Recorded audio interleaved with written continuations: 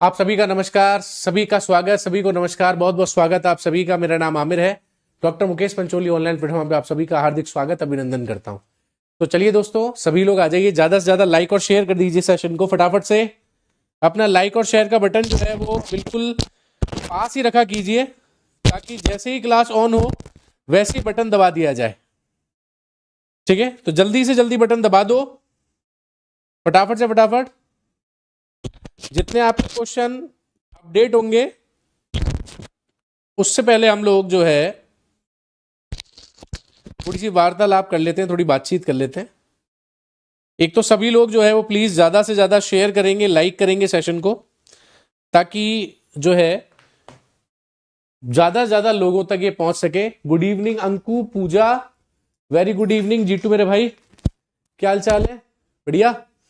चलिए, और सब ठीक ठाक, एकदम फर्स्ट क्लास। कितने क्वेश्चन हो गए थे भाई? नमस्ते शायमा।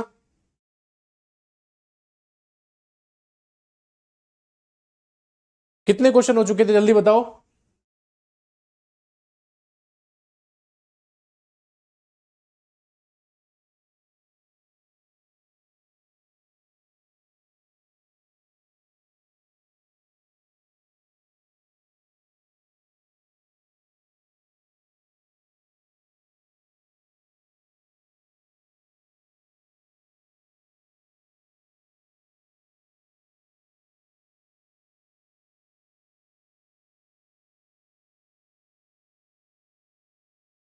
नमस्ते। 39 क्वेश्चन आप अप्रोक्सीमेट हो चुके थे ना? चलिए 40 और 41 करके फिर हम नेक्स्ट स्लाइड जो है वो लगाएंगे। ठीक है, अभी स्लाइड में दो क्वेश्चन अपने बचे हुए हैं, तो पहले दो क्वेश्चन कर लें, उसके बाद में नेक्स्ट स्लाइड जो है फिर हम लोग लगाते हैं। ठीक है भाई, चलिए क्वेश्चन देखेंगे। क्वेश्चन क्या है? वायु में श्वेत प्रकाश के विभिन्न वर्णों प्रकाश के फैलने के संबंध में कौन सा कथन, कौन सा प्रकथन सही माना जाता है? लाल प्रकाश सबसे ज्यादा गति से गमन करता है, हरे प्रकाश की तुलना में नीला प्रकाश तीव्र गति से गमन करता है, श्वेत प्रकाश के सभी वर्ण समान चाल से गति करते हैं, या पीला प्रकाश लाल बैंगनी प्रकाश की माध्य चाल से गमन करता है? क्या लगता है कि कौन सा सही है? जल्दी बताइए। Very good evening Dinesh, Sharmila, very good evening. चलिए फटाफट से बताइए क्या होगा सही जवाब।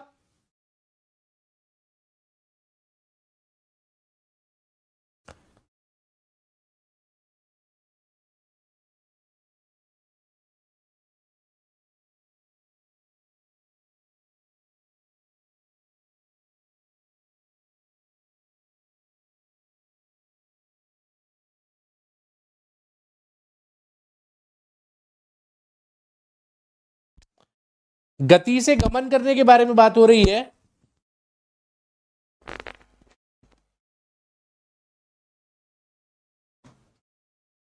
चलिए कौन सा सही है यहां पे?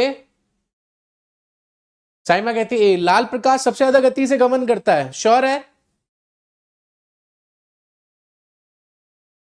अंकु सी, श्वेत प्रकाश के सभी वर्ण समान रूप से गमन करते हैं। दिनेश भी ये कह रहा है। Very good evening Surendra, Rupendra ए जवाब दिया है। लाल प्रकाश तेज गति से गमन करता है।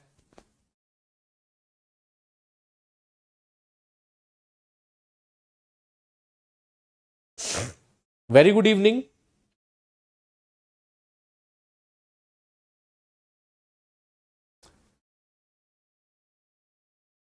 एक बार पुनः देखिए।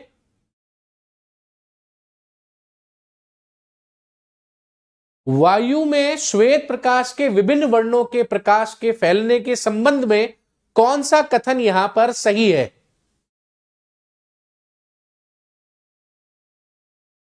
जो ऐप वाले लोग मुझे देख रहे हैं, मैं आप सबसे रिक्वेस्ट करना चाहता हूं कि प्लीज सभी लोग यहीं आ जाइए, सभी लोग यहीं आ जाइए। चलिए,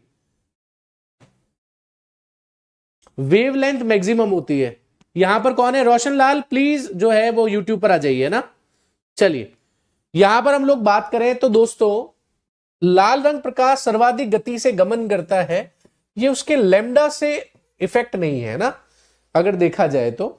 अगर हम लोग यहां पर बात करें, हरा प्रकाश की तुलना में नीला प्रकाश तीव्र गति से गमन कर रहा है, तो यहां पर बात हो रही है कि आपके पास में कोई सोर्स है और आप उस सोर्स से प्रकाश डाल रहे हो। तो अगर आप सोर्स से प्रकाश डाल रहे हो तो जितने भी रंग है यहां पर, या रंग या जितने भी प्रकाश के रंग है, वो आपको नहीं लगता कि समान चाल से आएंगे? समान चाल से आएंगे। जब तक आपको कोई पर्टिकुलर कोई स्थिति कोई चीज नहीं बताई जाएगी, तब तक अगर हिसाब से देखा जाए तो यहां पर श्वेत प्रकाश के जितने भी वर्ण हैं वो सभी समान चाल से गति करते हुए नजर आएंगे। ठीक है, जब आपको स्पेसिफाइड करा जाएगा तब आप बोलेंगे कि फिर अलग अलग जगह पर प्रकाश की चाल में या श्वेत प्रकाश में आपको अंतर जो है वो स्पष्ट रूप से दिखाई देगा। तो अभी अंतर स्पष्ट रहने वाली बात है ही नहीं।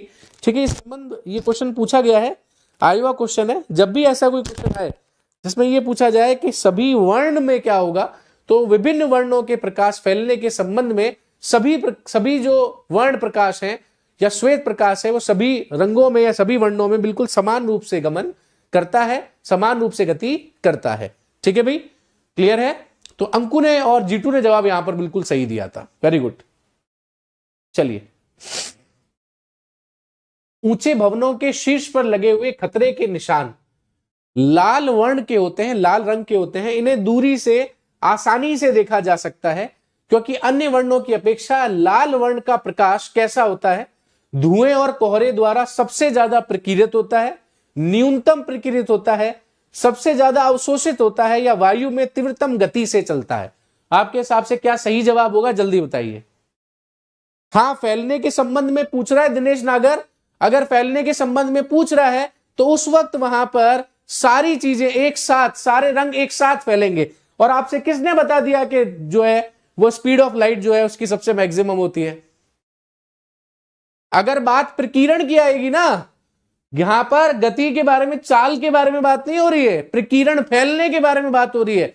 तो आपको किसने कह दिया कि लाल रंग जो है वो सबसे ज्यादा फैलता है? सबसे कम फैलता है लाल रंग।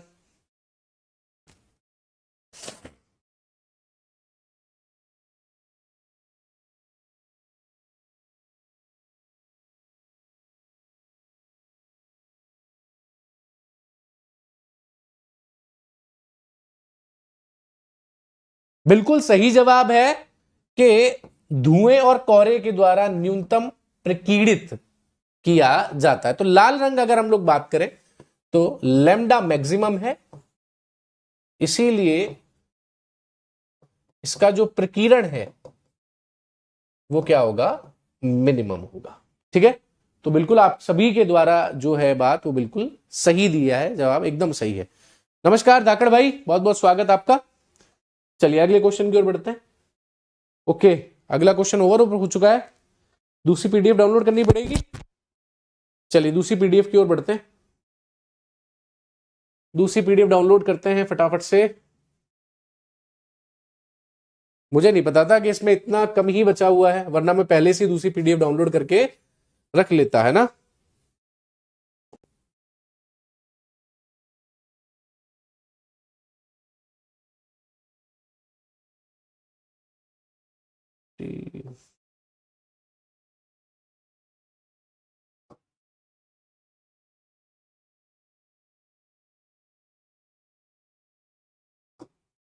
एक सेकंड रुक जाइए।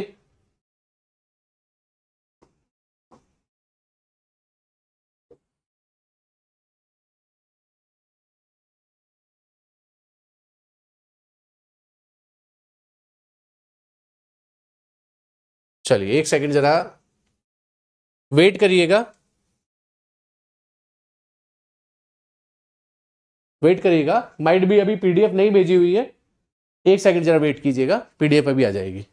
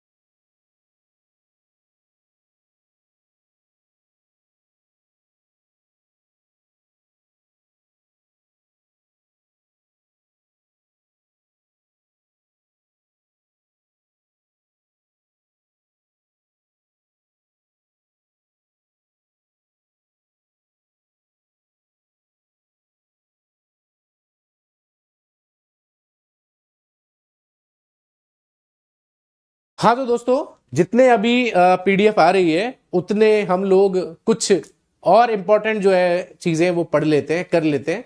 ठीक है, जो आपके जूनियर अकाउंटेंट के एग्जाम्स में इंपॉर्टेंट है तो उनके बारे में भी हम लोग यहां पर बात कर लेते हैं। तो जब तक पीडीएफ बनकर आती है, या सॉरी पीडीएफ सेंड होकर आती है, बनकर आती है, सेंड होकर आती है, इतने मैं आपको कुछ थ्योरी पार्ट जो है वो डेफिनेटली पढ़ा देता हूं, और इसमें कुछ न्यूमेरिकल भी हम लोग कर लेते हैं। ठीक है, तो इससे भी कहीं ना कहीं आप लोगों का भला जो है वो डेफिनेटली होगा। ठीक है, तो ऐसा कुछ कर लेते हैं। चलिए, तो टाइम को वेस्ट नहीं करेंगे, टाइम तो यूटिलाइज होगा ही होगा अप्रोक्सीमेट। ठीक है, चलिए, जैसे अगर हम लोग बात करें जूनियर अकाउंटेंट के अंदर, तो यहां पर हम और भी बहुत सारी चीजें पढ़ सकते हैं। जैसे देखिए, हम लोग अगर बात करें प्रकाश का परावर्तन यानी रिफ्लेक्शन ऑफ लाइट के बारे में, आप सभी लोग पढ़ ही रहे इतनी देर से, रिफ्लेक्शन ऑफ लाइट।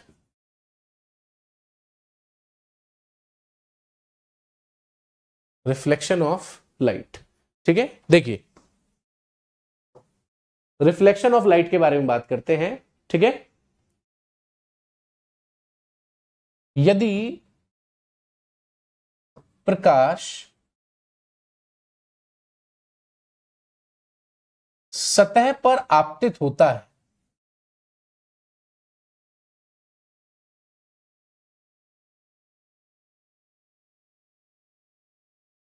तो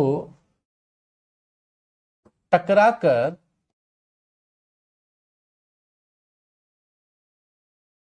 पुनः लौट जाता, यही घटना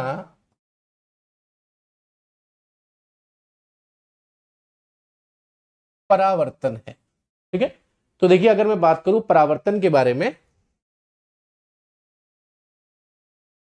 तो जरूरी नहीं है कि वो सतह समतल ही है। ठीक है, हो सकता है कि वो, भाई ये तो सतह समतल है, हो सकता है कि वो कुछ इस प्रकार की खुरदरी सतह हो, खुरदरी सतह हो। ठीक है, तो कुछ भी इनमें से जो है वो हो सकता है। ठीक है, अगर हम लोग यहां पर बात करें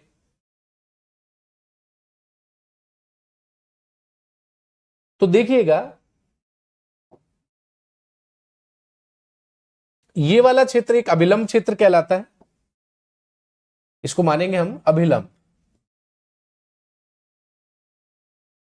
अभिलंब माना जाएगा। ठीक है साहब, यहां से अगर हम देखें तो देखिएगा प्रकाश की किरण आएगी, टकराएगी और पुनः उसी माध्यम में लौट जाएगी। ठीक है, अगर हम लोग यहां बात करें, इस किरण को आपतित किरण के नाम से जाना जाता है,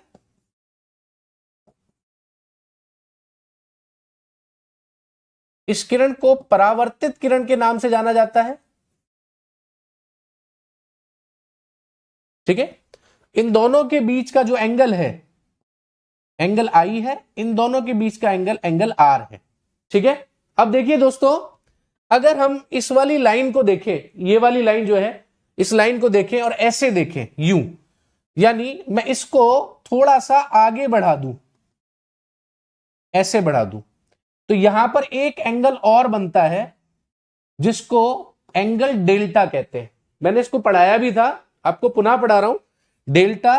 और इसी को क्या कहा जाता है, इसी को विचलन कोण कहा जाता है।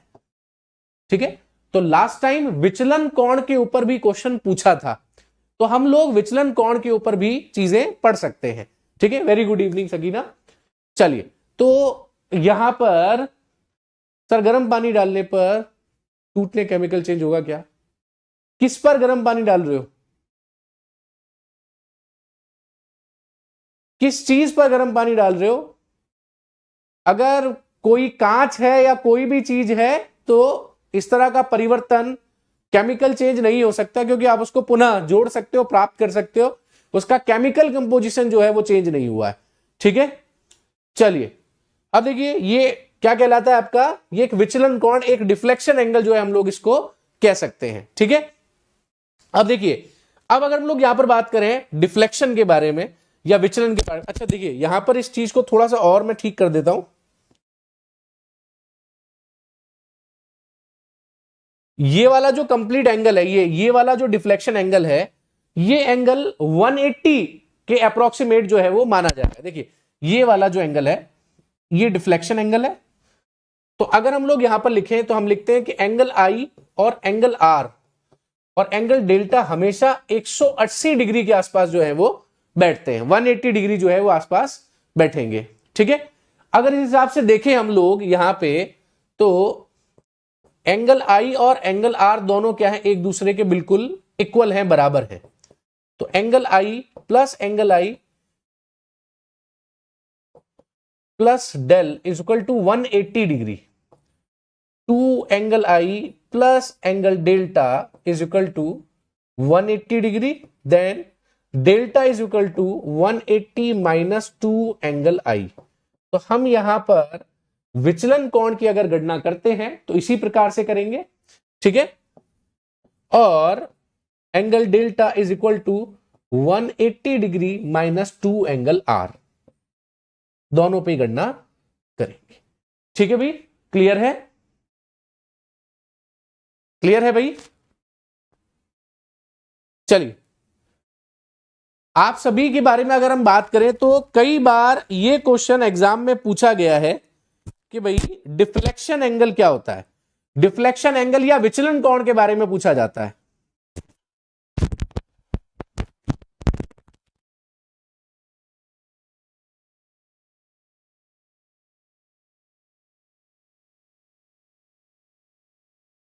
क्या आपको पता चला ये?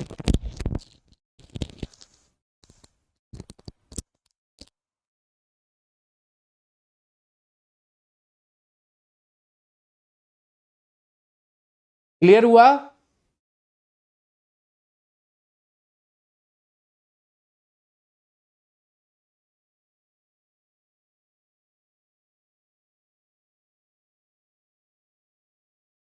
अगर इससे रिलेटेड कोई क्वेश्चन आ जाए तो आप कर सकते हो क्या?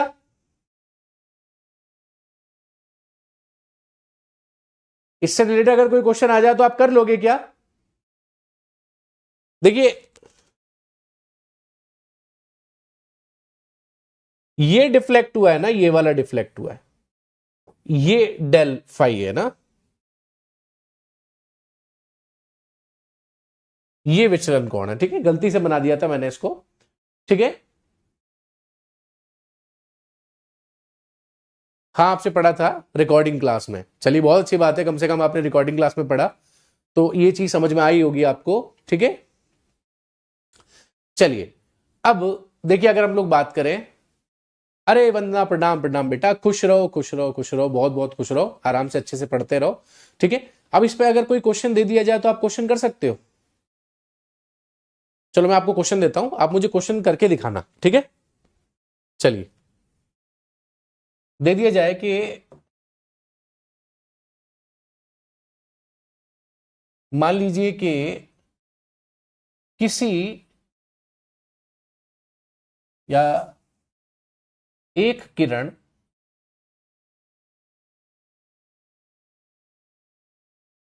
किसी समतल सतह पर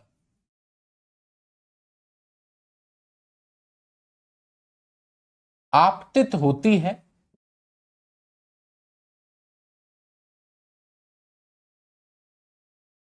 ठीक है,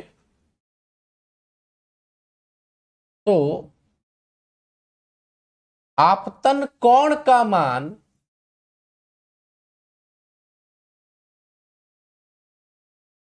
30 डिग्री होता है।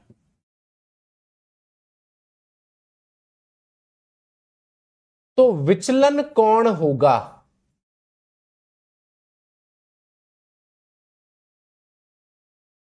ठीक है, मुझे विचलन कोण का नाम जो है वो बनाकर दिखाइएगा कि आखिर क्या है। ठीक है, कितना विचलन कोण है बनाकर दिखाइए जरा। ठीक है, चलिए माफ कीजिएगा, आज आप सभी लोग एमसीक्यू सेशन के लिए आए हैं बट आपको आज एमसीक्यू सेशन नहीं मिल पाया, ठीक है। अब इसमें मामला ऐसा रहा कि एक्चुअली मैं भी कल देखना भूल गया कि कितने क्वेश्चन बचे हुए हैं, इसलिए मैंने आगे इन्फॉर्म नहीं किया। बट कोई बात नहीं, एक थ्योरी क्लास अगर हम लोग पढ़ लें तो कोई बहुत बुरी बात तो नहीं है मेरे हिसाब से, ठीक है। तो हम इन सभी की थ्योरी अगर पढ़ते रहेंगे थोड़ी थोड़ी, तो उससे आपको कहीं ना कहीं नॉलेज ही मिलेगी, आपका भला ही होगा, ठीक है।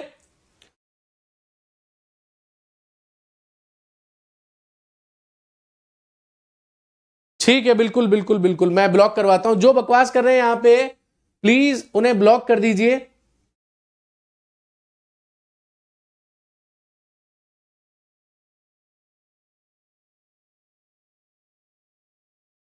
चलिए, लो बेटा, कर दिया ब्लॉक, है ना।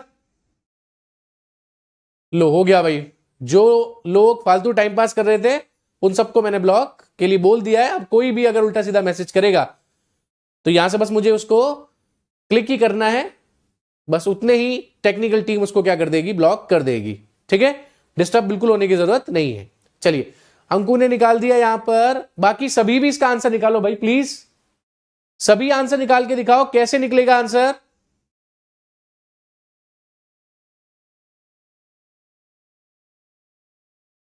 Very good Lalit.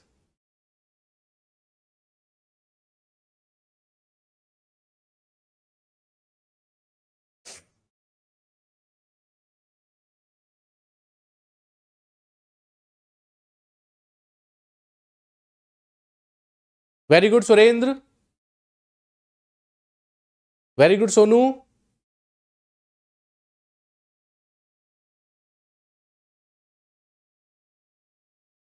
Very welcome Sharmila. बिल्कुल सही। अगर हम यहां पर देखें तो एंगल आई कितना है, 30 डिग्री है। अगर एंगल आई 30 है तो परावर्तन के नियम से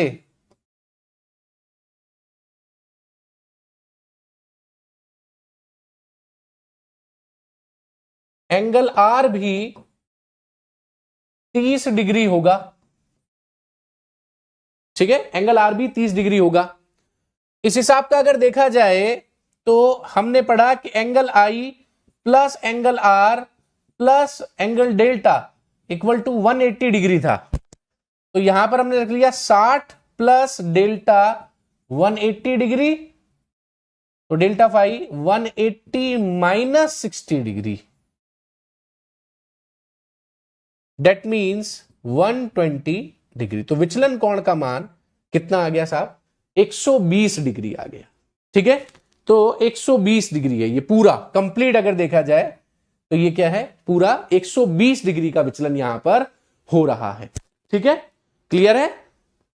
तो 120 का विचलन यहां पर हो रहा है, ठीक है। चलिए, परावर्तन से रिलेटेड तो सारी चीजें आ गई हैं आपको। चलो, अब मैं आपको और थोड़ा सा अपग्रेड करता हूं और मैं आपको यहां पर ले जाता हूं। ये मैंने आपका जानबूझ के क्लिक करके छोड़ दिया था ताकि मैं आपको ये चीज सिद्ध करके दिखाऊं कि विचलन कोण जो है वो कितना यहां पर होगा, ठीक है। तो ये मान लीजिए कि ये थोड़ा सा, अच्छा किसी ने कोई ऑब्जेक्शन भी नहीं उठाया, कोई कुछ बोला भी नहीं, तो मुझे लगा कि पता नहीं कितने लोगों को पता है कितने लोगों को नहीं पता, तो प्रूफ करके ही बताऊंगा तो ज्यादा बेहतर रहेगा। तो देख लीजिए, प्रूफ करके बता दिया है। अब एक बहुत बड़ा पंगा फंसता है लेंस सूत्र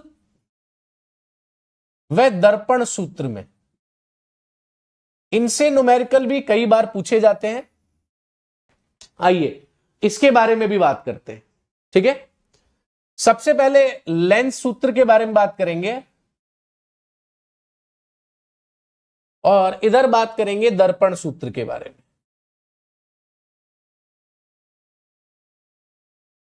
ठीक है।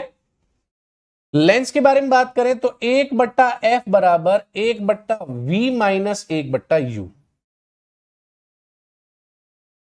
ठीक है। 1/f बराबर 1/v प्लस 1/u, ठीक है। यहां अगर हम लोग बात करें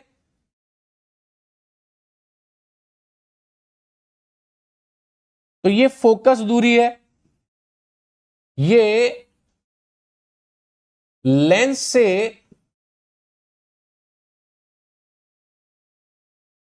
प्रतिबिंब की दूरी है,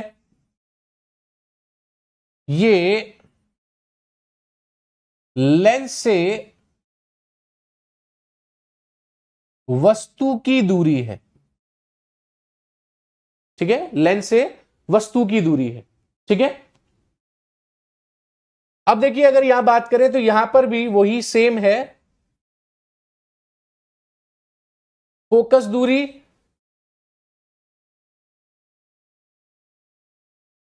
दर्पण से प्रतिबिंब दूरी, दर्पण से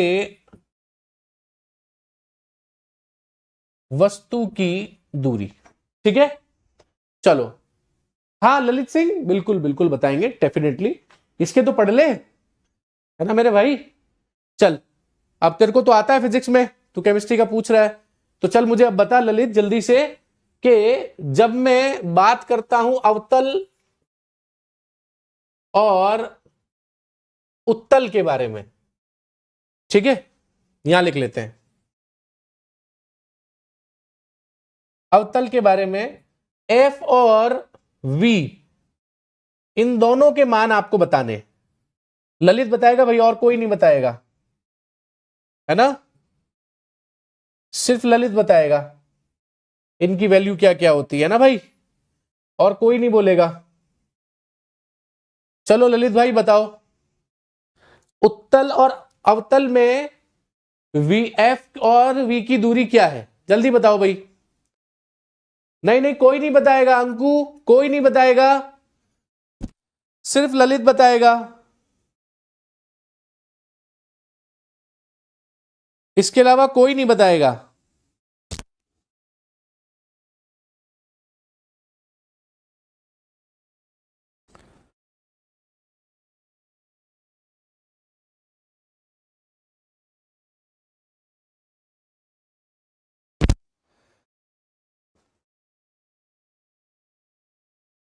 जल्दी बताइए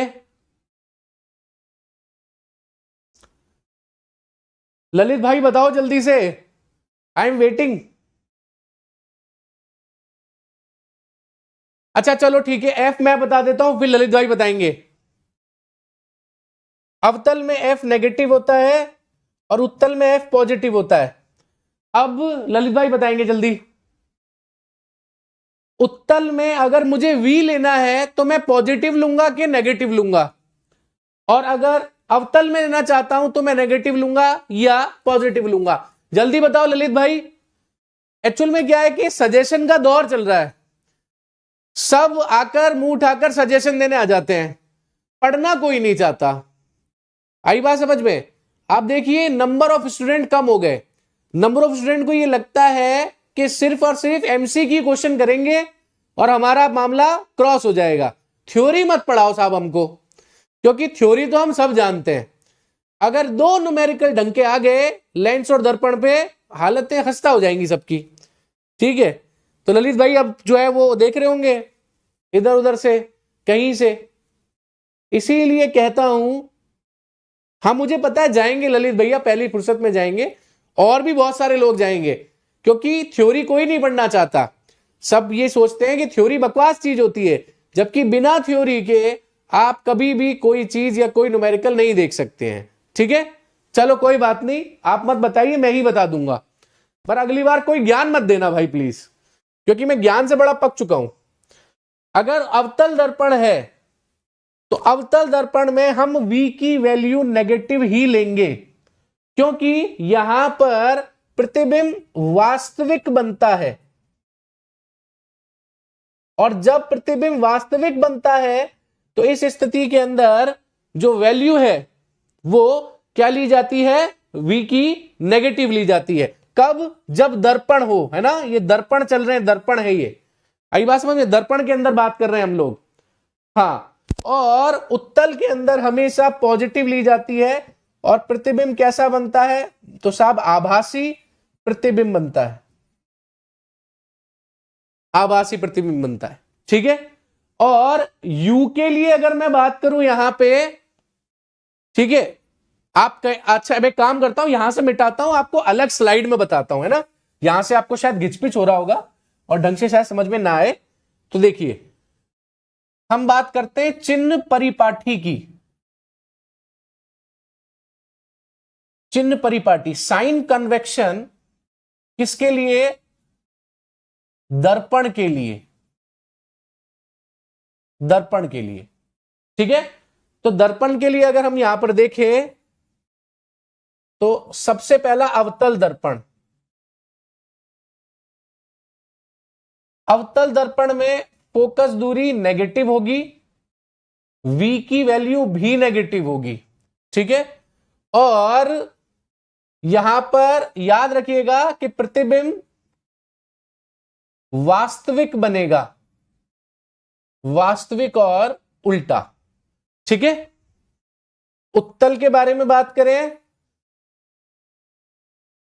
उत्तल दर्पण के लिए फोकस दूरी पॉजिटिव होगी, v की वैल्यू भी पॉजिटिव होगी, और बनने वाला प्रतिबिंब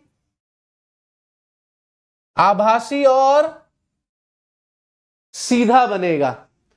ठीक है, तो यह चीज ध्यान रखिएगा। क्लियर है? अब देखिए, u के लिए,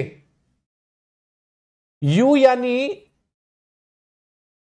वस्तु की दूरी, ये सदैव ऋणात्मक होगी, क्योंकि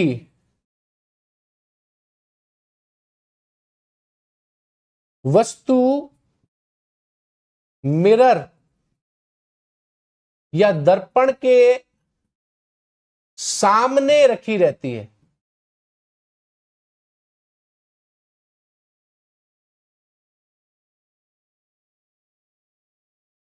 सामने रखी रहती है। ठीक है, ये साइन कन्वर्शन जो है ये बहुत इंपॉर्टेंट है दोस्तों। अगर आपको ये चिन्ह परिपाटी याद है ना, तो आप बहुत आराम से दर्पण के कोई भी किसी भी तरह के क्वेश्चन को कर सकते हैं। ठीक है, हेलो दीपक, तो आपको कभी कोई दिक्कत नहीं आएगी। ये दर्पण के लिए आप दोनों चीजें आप याद कर लीजिए अच्छे से, आपको कभी कोई इश्यू नहीं आने वाला। ठीक है, बिल्कुल परफेक्टली अच्छे से पढ़ लीजिए इसको। ठीक है,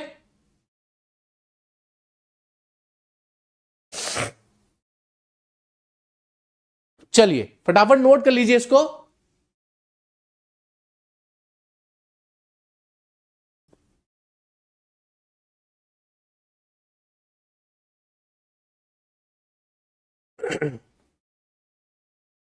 चलिए,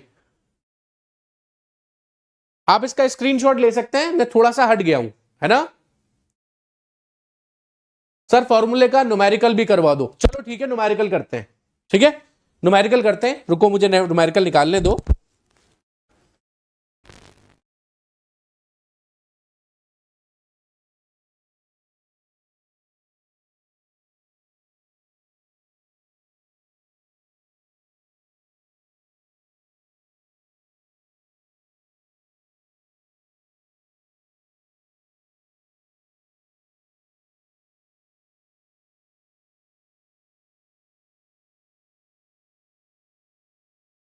चलिए,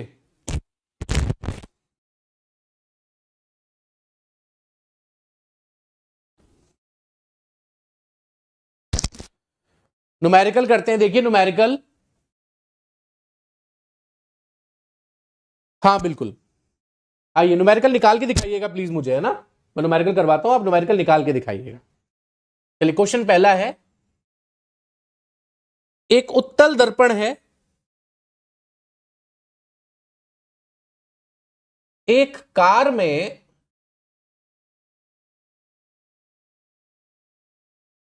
उत्तल दर्पण लगा है। ठीक है, उसके कुछ दूरी पर एक वस्तु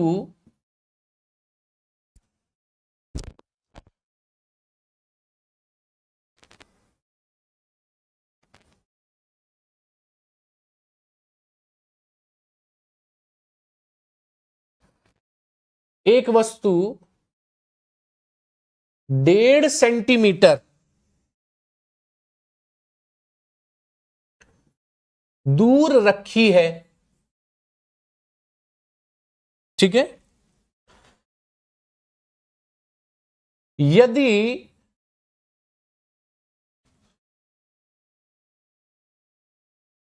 एक सेकेंड, इसको वैल्यू को थोड़ा और बढ़ा देते हैं, इसे कर देते हैं 5 सेंटीमीटर दूर रखी है।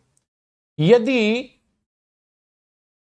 उत्तल दर्पण की फोकस दूरी 1.5 सेंटीमीटर है तो प्रतिबिंब दूरी ज्ञात करो। चलिए भाई निकाल के दिखाइए मुझे इसका आंसर मुझे निकाल के दिखाइए प्लीज जल्दी।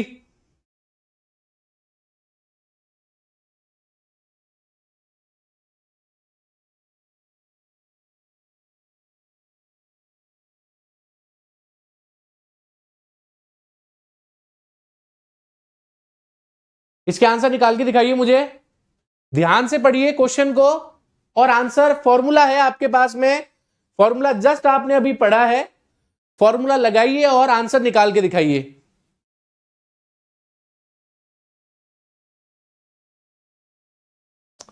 जल्दी बताइए क्या सही जवाब होगा।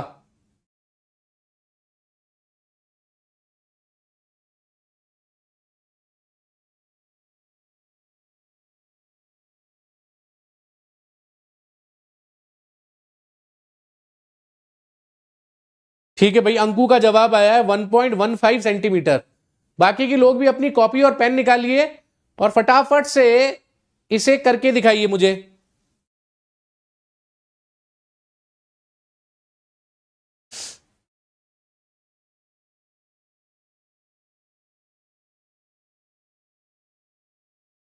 सेवन अपॉन 5 0.23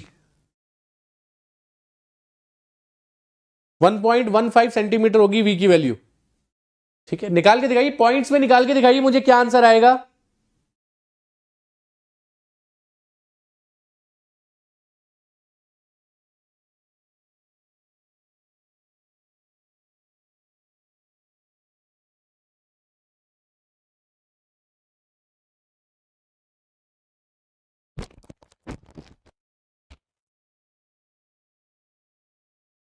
पॉइंट 23 गुना छोटा आभासी,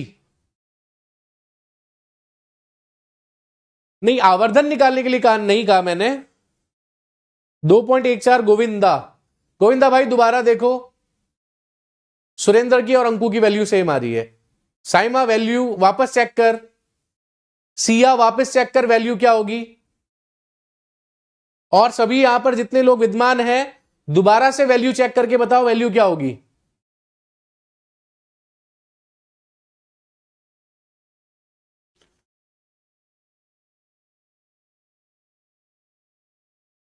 जल्दी कीजिए।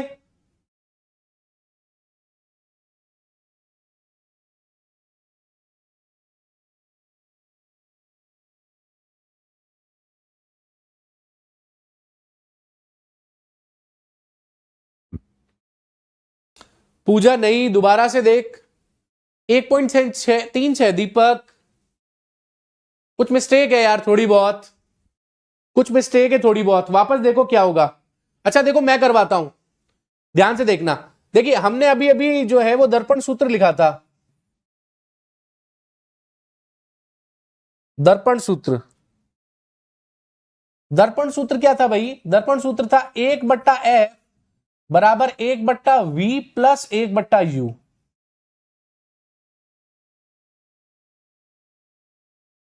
दर्पण सूत्र है। अब आपको यहां पर f की वैल्यू पता है कितनी है साहब, 1.5 सेंटीमीटर है। आपको u की वैल्यू पता है कितनी है, 5 सेंटीमीटर है। ठीक है, अब देखिए क्या एक दर्पण रखा हुआ है और वस्तु 5 सेंटीमीटर दूर रखी हुई है। अगर वस्तु 5 सेंटीमीटर दूर रखी हुई है तो इसका मतलब वस्तु क्या है, -5 सेंटीमीटर है। अब यहां पर दर्पण उत्तल लिखा हुआ है, इसीलिए ये प्लस 1.75 1.5 है। ठीक है, ज्यादा जो खेल है ना दोस्तों वो इसी का ही है, प्लस माइनस। ठीक है, अब देखो क्या होगा इसके अंदर। अब हम बात करेंगे, वैल्यू रखेंगे 1.1 is equal to 1/v plus 1/-5। ठीक है साहब, रख दी वैल्यू। अब देखो इसको आगे लेकर चलते हैं। ठीक है, पुनः रखनी पड़ेगी मुझे वैल्यू यहां पर। 1/15 is equal to 1/v plus 1/5। ये माइनस होगा, 5 is equal to 1/v minus 1/5। ठीक है साहब, v की वैल्यू निकालनी है। 1/v बराबर 0.5 प्लस 5, पॉइंट की वैल्यू हटाएंगे, ऊपर 0 लगाएंगे। 1/v बराबर 10/15 प्लस 1/5। 15 और 5 का एलसीएम कितना आएगा, जल्दी बताओ। 15 और 5 का एलसीएम कितना आएगा, जल्दी बताओ यार, जल्दी बताओ। 15 और 5 का एलसीएम कितना आया,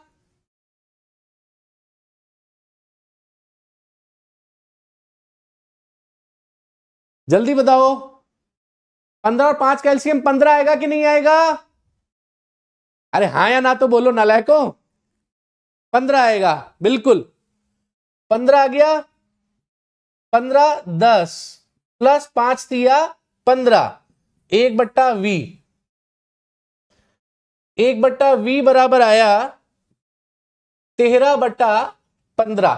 ठीक है, तो v की वैल्यू आई 15/13। ठीक है, 15/13 को अगर आप सॉल्व करेंगे तो आंसर आएगा 1.15 सेंटीमीटर। अंकु के द्वारा किया गया सवाल बिल्कुल सही है बेटा। ठीक है, ऐसे इसकी वैल्यू निकाली जाती है। क्लियर?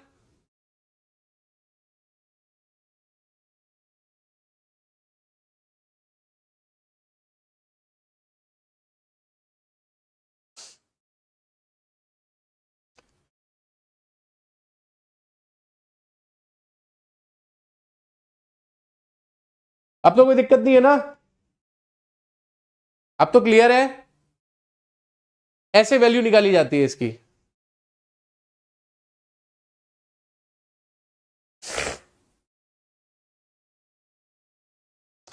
एक और क्वेश्चन करें, एक सवाल और करते हैं, करोगे आप लोग?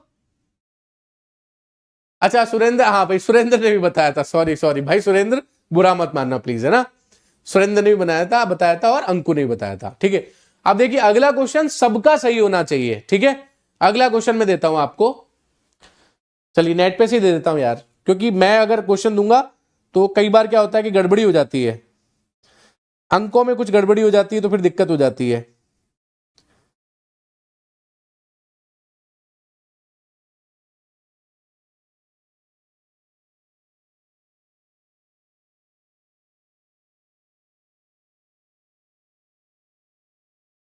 ठीक है, ओके। अगला क्वेश्चन देखिए, अगला सवाल क्या है। अगला सवाल है कि एक अवतल लेंस, सॉरी अवतल दर्पण के सामने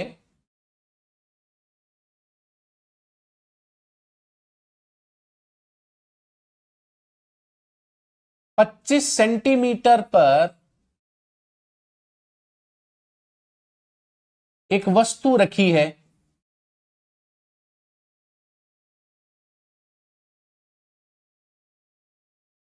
वस्तु रखी है, ठीक है।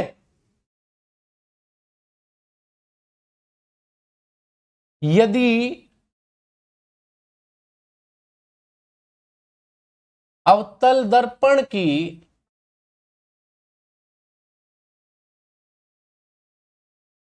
फोकस दूरी 15 सेंटीमीटर है,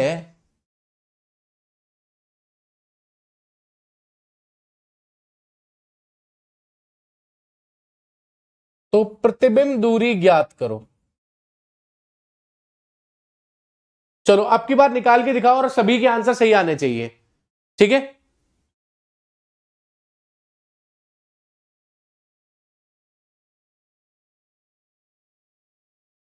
अरे बलवीर जी बहुत बहुत स्वागत, राधे राधे मेरे भाई, आ जाइए। आज देखिए कुछ हमारी अलग तरह की क्लास चल रही है जिसमें न्यूमेरिकल पे न्यूमेरिकल चल रहे हैं, एकदम खतरनाक वाले।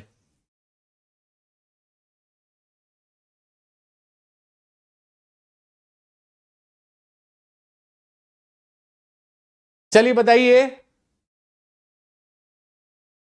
भाई साहब, अंकु कैलकुलेटर लेके बैठी हुई है, बस फटाफट आंसर आ रहे हैं इसके, है ना।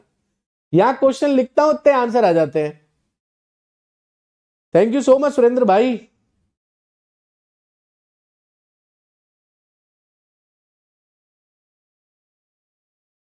अरे वाह, दीपक का भी सेम आंसर आया। चुन्नू मुन्नू, चुन्नू मुन्नू शर्मा जी, चलिए फटाफट से आंसर निकाल के दिखाइए।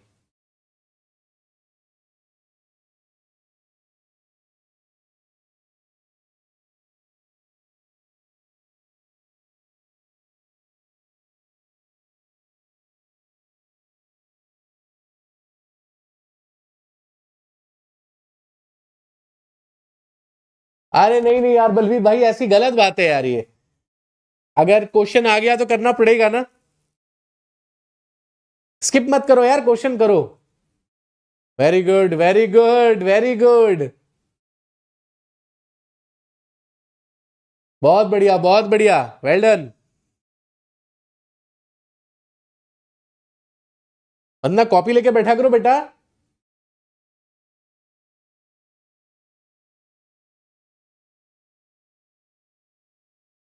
क्या बात है, मतलब आप इस चीज को समझ ही गए।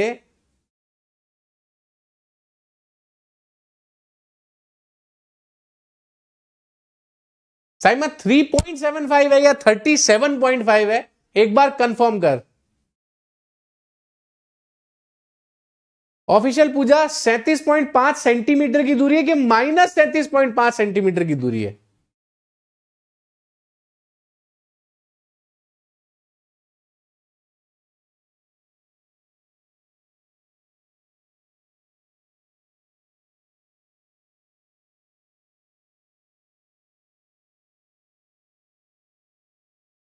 अरे क्या बात है शर्मिला जी, यार बहुत बहुत धन्यवाद, बहुत बहुत मुबारक हो यार आपको।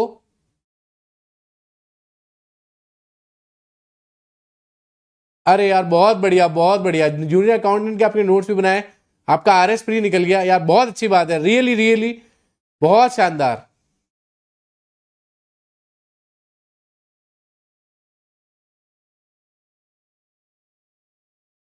क्या बात है, मतलब तुम सब होशियार हो गए हो यार, मतलब एक ही बार में क्या फटाक से आपके आंसर्स निकले हैं। आई रियली अप्रिशिएट यार, बहुत बढ़िया यार, बहुत बहुत मतलब शानदार तरीके से आंसर निकाले आप लोगों ने, मजा आ गया ये बात देख के, बहुत शानदार।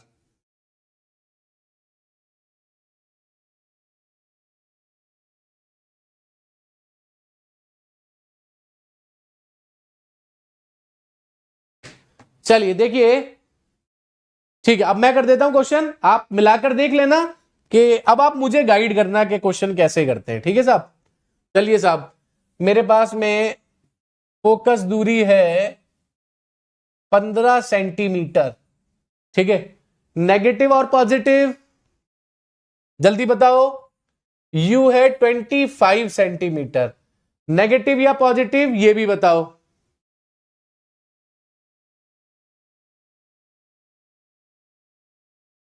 जल्दी बताओ, नेगेटिव या पॉजिटिव?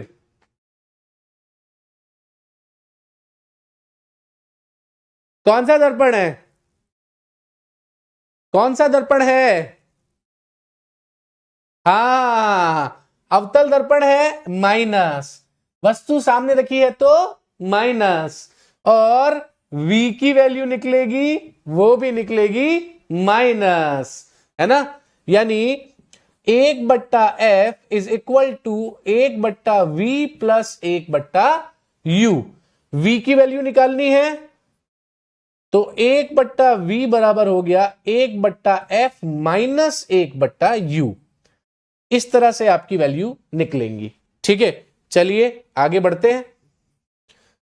1/v बराबर 1/-15 प्लस 1/-25। ठीक है साहब, क्लियर है? सो 1/v बराबर -15 और ये हो गया -25। ठीक है, अब आप चाहें तो माइनस को ले लें कॉमन। 1/v बराबर -1/15 प्लस 1/25। ठीक है, सही जा रहा हूं क्या? सही कर रहा हूं या नहीं कर रहा? सही कर रहा हूं? सही चल रहा है या नहीं चल रहा? बता देना मुझे। 15 और 25 का एलसीएम है 75। ठीक है, 15 × 75,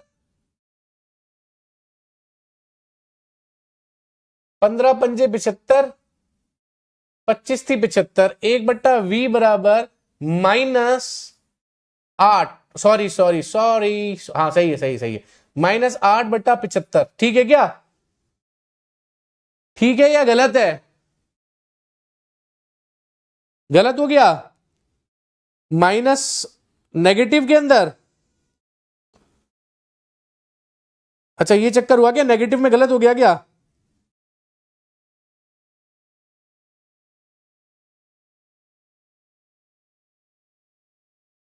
ठीक है, ओके, मैं समझ गया कहां गलती हुई है। समझ गया। कहां गलती हुई है? गलती हुई है यहां पे गलती हुई है। यहां पे तुमने टोका ही नहीं यार, माइनस का निशान था यहां पे, यहां माइनस था, माइनस माइनस हो गया प्लस। ठीक है, तो 1/v बराबर 1/-15 प्लस 1/25। अब आया इसका आंसर 75 -5, 15 × 5 = 75 प्लस के 3। 1/v बराबर -2/75। तो v की वैल्यू आई -37.5 सेंटीमीटर। अब तो ठीक है। हाँ, गलत सा लग रहा है भैया, तुम्हारे क्वेश्चन हो गए ना इसलिए गलत सा लग रहा है। ठीक है, कोई बात नहीं, हो जाती भाई, मैंने भी ध्यान नहीं दिया, मैं भी तुम्हारे भरोसे चलता रहा। समझ में आया कि नहीं आया? अब तो ठीक है, अब तो कोई गलती नहीं है।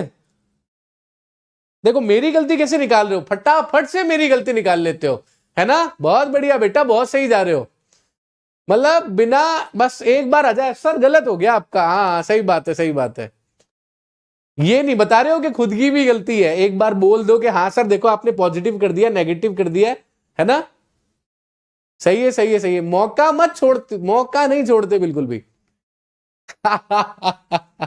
वंदना, आंसर लेकर नहीं आया हूं बेटा, आंसर आ गया है। यार मजे ले रहे हो तुम तो यार, मतलब हद हो गई बात, मजे लेने वाली कहां से बात आ गई? आंसर आ गया बेटा, देख ले। v = 75/2 माइनस के, तो माइनस के 37.5 नहीं हो गए? सर मस्त क्लास। हाँ आज देखो, अभी तक भले क्वेश्चन आए या नहीं आए, बट आप लोगों के जो दर्पण वाला टॉपिक था, जो दर्पण में सूत्र वाला टॉपिक था, कम से कम वो टॉपिक तो पूरी तरह से क्लियर हो गया। हुआ कि नहीं हुआ? तो ये टॉपिक तो आपका ऑलमोस्ट क्लियर हो चुका है ना? अब अगली किसी क्लास में जब भी समय मिलेगा तो आपका लेंस वाला टॉपिक भी क्लियर करवा दूंगा। लेंस में साथ साथ डायप्टर कैसे निकाला जाता है वो भी बता दूंगा, और दर्पण और लेंस में आवर्धन क्षमता कैसे निकाली जाती है वो भी बता दूंगा। तो दोनों ही चीजें जो है वो हो जाएंगे। सर 2 क्वेश्चन नहीं बेटा, और 2 क्वेश्चन नहीं हो पाएंगे। 7:02 हो गए, हमारे दूसरे गुरुजी इंतजार कर रहे हैं कि कब मैं जाऊं और सर आए। तो आज यहीं पर इसको समाप्त कर देते हैं। आप सभी का बहुत बहुत धन्यवाद। ज्यादा से ज्यादा लाइक और शेयर जरूर कीजिएगा। बहुत बहुत धन्यवाद।